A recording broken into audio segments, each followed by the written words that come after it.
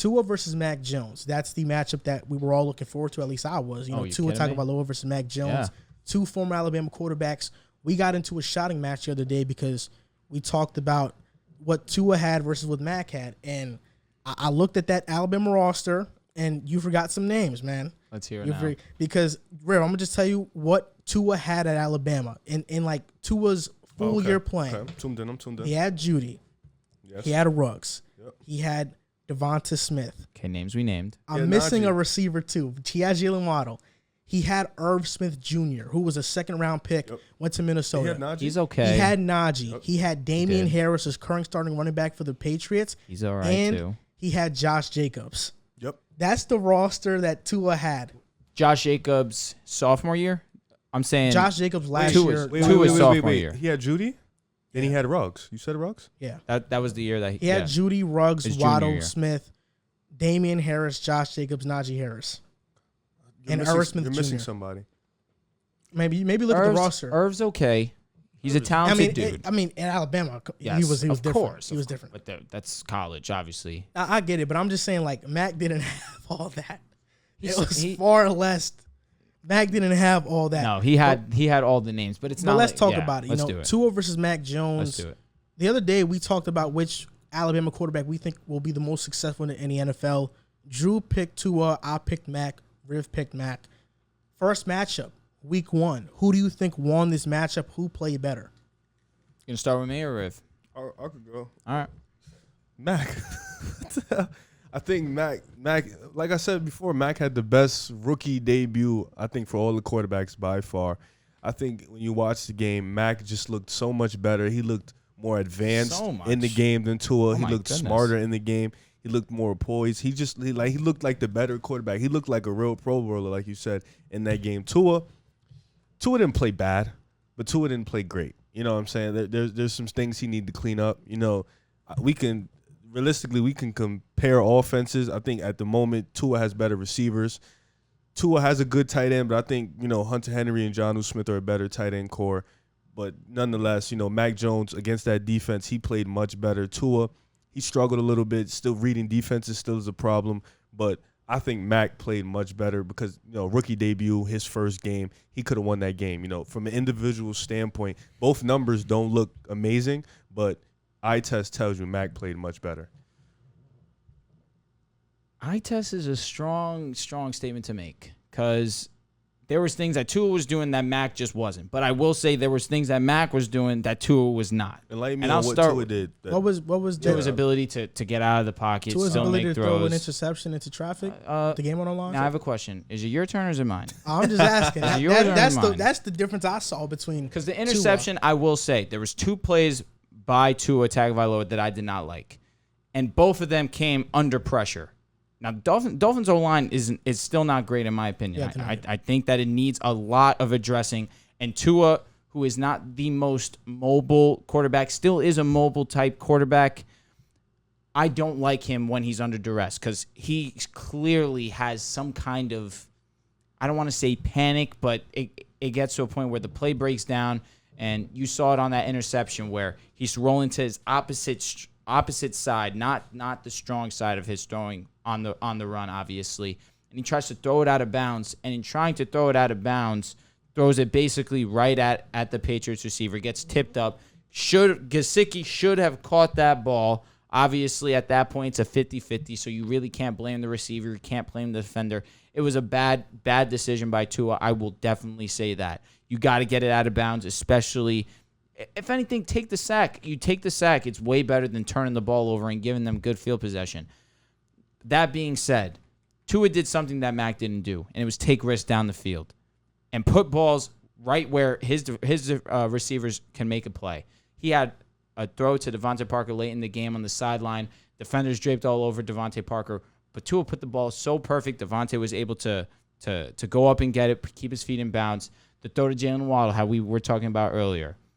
That play was I would say Waddle made an excellent play, but that was made possible because of the placement of the ball by Tua Tagovailoa.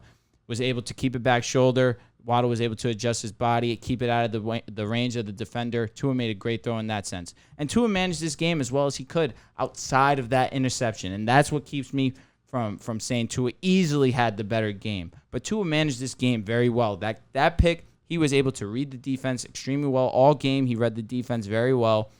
He goes, keeps the read, takes his scores into the end zone for his first score of the game.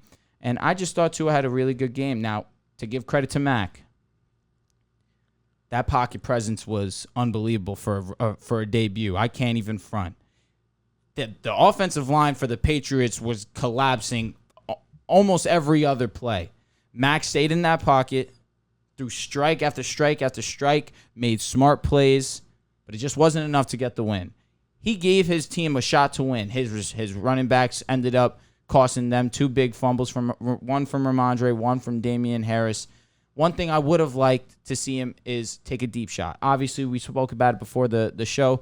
The offense is not that type of offense where they're going to take shots, but they do have a deep threat in Nelson Aguilar. And Nelson Aguilar made his presence felt in the game, of course, but they didn't take a shot at all. There was 2 throws in particular. I'm rambling here, but it's all related. There was 2 throws in particular that stood out to me, and both were medium range type throws. One was in the middle of the field to Jonnu Smith, where he's getting cracked. So there's 3 now. The one to Jonnu Smith, he's about to get hit. He throws the ball in a decent amount of yards.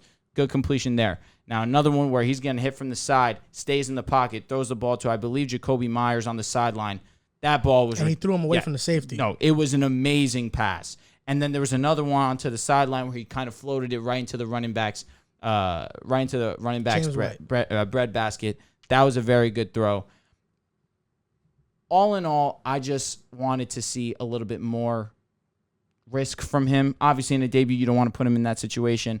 And last thing I'll say, in a big moment in the game, we kind of went over it. You think that it wasn't an underthrow. I think Jacoby Myers should have caught that. And where I don't disagree too much, I just think that it's on 3rd and 3. This is one of the biggest plays of the game. He has a lot of open space to just lead Jacoby Myers, where at worst it's the first down, at best it's a touchdown. Now you have the lead. Now the pressure's on Tua Tagovailoa. And now who knows if I'm here praising Tua the way that I am now. But he underthrew him, in my opinion. He kind of threw it to his back foot instead of leading him towards the sideline. And that, I don't want to say it ended up being a crucial part of the game, but that's one that they might have needed. So you think Tua had the better game? I think Tua did. He ultimately did enough to win this, the team the game, and he didn't do anything that leads me to think that he's not going to be successful. Right now, I feel like a proud dad. Just watching Mac Jones play, he was one of my guys in the draft that everybody was throwing shade at him, and I said no, this guy's good. You can search it up, pick a side. The title of the video is Mac Jones is the most underrated quarterback in the draft. And in that video, I say he has the best pocket presence of anybody in the draft. He has the best ball placement of anybody in the draft. And he reads defense better than anybody in that draft. Mac Jones could end up becoming the best quarterback in this draft, only behind Zach Wilson. It really depends on how they build around Zach Wilson, the Jets do. Because Wilson could become Matthew Stafford, or if the Jets build around him great, he could become known as a top 5 guy. It's really about how they build around him. But I think Mac Jones is going to have a steady career with New England, and they're going to win, which means he's going to get his recognition. Tua did not have a better game than Mac Jones. And the Jacoby Myers drop, I think it was a drop. Yes, because the ball could have been placed better, but I think it was a drop. That didn't cost them the game. Damian Harris fumbling cost them the game. Nick Folk at the time was 3 for 3 on field goals. The field goal was going to be a chip shot, and Damian Harris fumbled. Now, credit to Miami because their defense, even though they allow a lot of yardage, they are ball hawks, and they force turnovers. 100%. But Damian Harris cost the Patriots the game. The first couple of drives when I first watched the game, it scared me because Mac Jones started off poor. They did the play action pass and rushers were coming and Jonnu Smith was behind Mac and he just threw it behind him and it was a fumble, basically a that play lateral. was ugly. Mm-hmm. Josh McDaniels at first was just calling a bunch of run plays to get Mac Jones situated to the game and get him accustomed to the speed of the game. But in that second half, he was unleashed. He went Super Saiyan.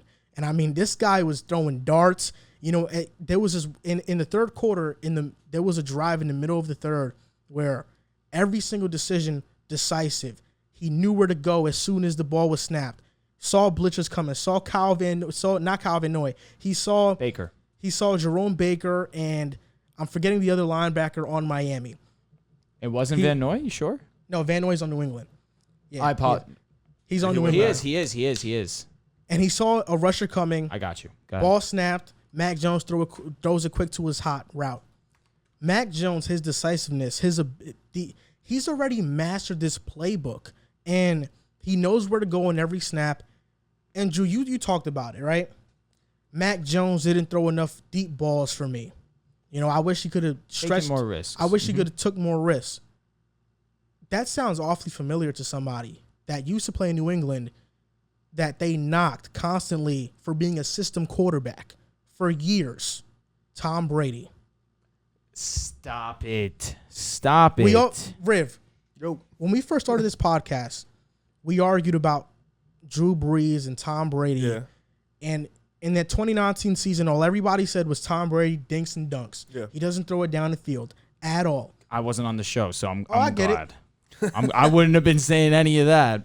Tom Brady, everybody knows that the common criticism of his career in New England is that he's a system quarterback. Yeah. He's a dink and dunk quarterback. That's a fact. The thing about it is that Tom Brady was cerebral in his approach. For sure. If it's there, I'm going to take it. If there's a shot there, I'm going to take it. Mac Jones is the exact same way. He notices that he doesn't have the seam. He notices guys are covered down the field. Okay, drop to my running back real quick. That's something that Trevor Lawrence didn't do, and that's why he threw interceptions. Agreed. That's something Zach Wilson didn't do. That's something that quarterbacks to this day don't do. They don't take that check down. Agreed. Sometimes the smartest play is to do that, and Mac Jones just all night long was cerebral, and I just couldn't. I felt like I was watching a Pro Bowl quarterback. I felt like I was watching a 10-year veteran, and that's what Mac Jones is going to be. He's going to be phenomenal. Mm-hmm. He's going to be great, man. Can I ask you a question, and then, Riv, you can give your 2 cents, but who made the most impressive throw in that game Sunday? You mean Tua to Waddle? Tua to Waddle, Tua to Devontae. So Tua had 2 of the best passes of the game. I don't think those throws, with all due respect, are better than the throw to James White on the wheel route on a linebacker. Really? And the throw to, I don't know if it was Aguilar or Jacoby Myers, but he threw him away from the safety to the sideline to the boundary. I mean, the throw Tua threw to Waddle and Devontae, those are 50-50 balls. Stop it. Those are 50-50 balls. The one to Devontae Parker was absolute perfect placement. The one to Jalen Waddle was also perfect placement, back shoulder. Those are 50-50 balls to me, But the receivers that they have, Devontae Parker's a big play receiver. Jalen Waddle is going to be. The Patriots don't have that. Nelson Aguilar is a big play. Nelson Aguilar is a speedster who gets behind defenses, but in terms of making contested catches, he's iffy on that. For sure. No, for sure. And then who else? Kendrick Bourne is more of a route runner. He gets separation. Agreed. Jacoby Myers. And no, I'm not They trusting really him. didn't take any deep shots. That Devontae Parker was a deep shot. Waddle was a deep shot. The Patriots offense just has never been there. I agree. And that's never why is strong. It hasn't. Randy Moss, obviously. But the Patriots offense has always been a short passing scheme. And that's why I'm not going to blame Mac Jones for the offense that he plays. I'm not going to either. And I think when there were shots to be took, he did take them, and he did complete those passes. But just to talk about Tua, I like that they finally built an offense around him. No doubt. They have this co-offensive coordinator group with George Godsey and Eric Studsville, and they did a great job at designing an offense based around short passes and RPOs to build around Tua, because Tua's great at that at Alabama. That's what it was. It was RPOs. It was short passes. Believe it or not, Alabama opened up the playbook when Tua left and Mac Jones started, because Mac Jones was able to make the throws Tua couldn't. So based off this one game, if you think Tua was better, that's fine. But I'm telling you now, I saw something special in Mac Jones,